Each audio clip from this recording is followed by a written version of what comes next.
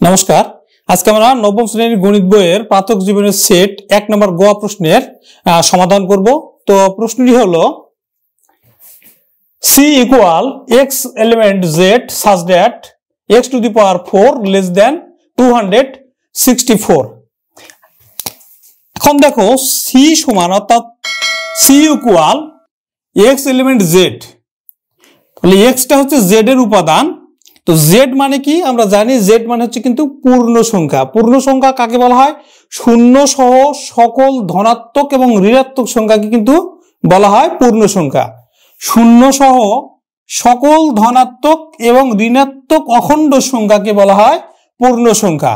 তাহলে আমার এদিকে আরো লিখতে পারি, এদিকে আরো লিখতে পারি না, ধনাত্মক দিকেও আবার ঋণাত্মক দিকেও। তো শূন্য সহ সকল ধনাত্মক এবং ঋণাত্মক অখণ্ড সংখ্যাকে বলা হয় পূর্ণ সংখ্যা।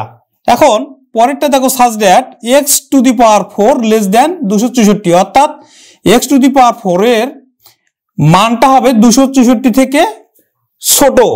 তাহলে আমরা যেহেতু এখানে z পূর্ণ সংখ্যা, শূন্য সহ ধনাত্মক এবং ঋণাত্মক, তা আমরা যদি এইভাবে মানে অঙ্কটা সমাধান করি, তাহলে দেখো ধরি x সমান 0 হলে x টু দি পাওয়ার 4 সমান 0 এর উপর পাওয়ার 4, আমরা যাই দিই না কেন তাহলে 0ই হবে। তার মানে কি 264 থেকে 0টা ছোট।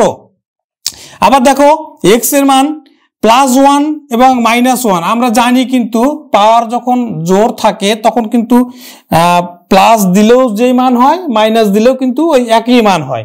এজন্য একসাথেই আমি দুটির মান দিয়েছি, প্লাস এবং মাইনাস। প্লাস এবং -1 সমান হচ্ছে কি, ধরলাম x সমান +-1 হলে x টু দি পাওয়ার 4 সমান 1 এর উপর টু দি পাওয়ার 4 সমান হচ্ছে, আমরা যদি গুণ করি তাহলে 1ই হয়, যা 264 থেকে কম। দেখো পরেরটা x সমান আমরা ধরলাম 2, প্লাসের মান ধরেছি আবার মাইনাসের মান একসাথে আমরা ধরেছি।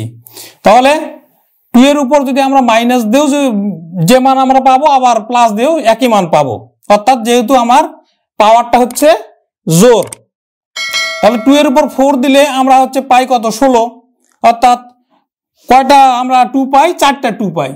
2 গুণিতং 2 গুণিতং 2 গুণিতং 2 আমরা যদি গুণ করি তাহলে পাই 16। তাহলে 264 থেকে 16 কিন্তু ছোট।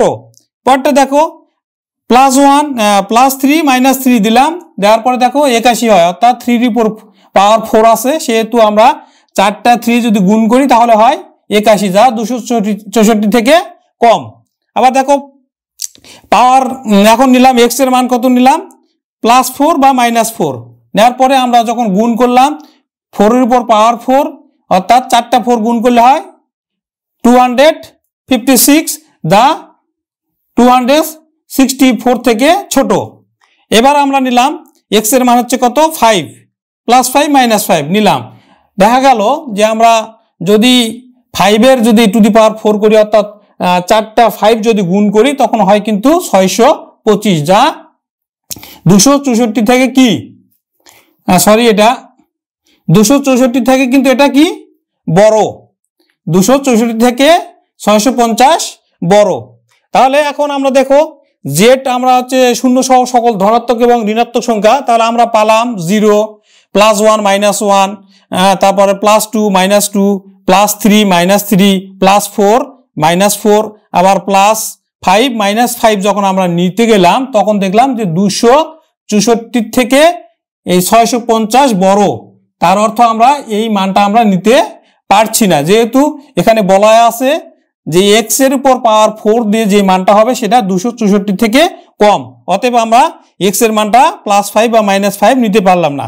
অতএব এখন আমরা c সমান সেকেন্ড ব্র্যাকেট দিলাম, আমরা এখানে পেয়েছি 0, তারপরে +1 -1, +2 -2, তারপর হচ্ছে +3 -3, +4 -4, কিন্তু আমরা এটা নিতে পারলাম না যেহেতু 264 থেকে 625 বড়।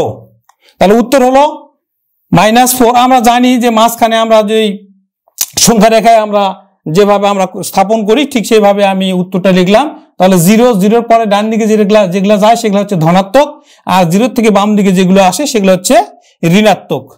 তাহলে এটাই হলো -4 -3 -2 -1 0 1 2 3 4 এটি হলো অ্যান্সার।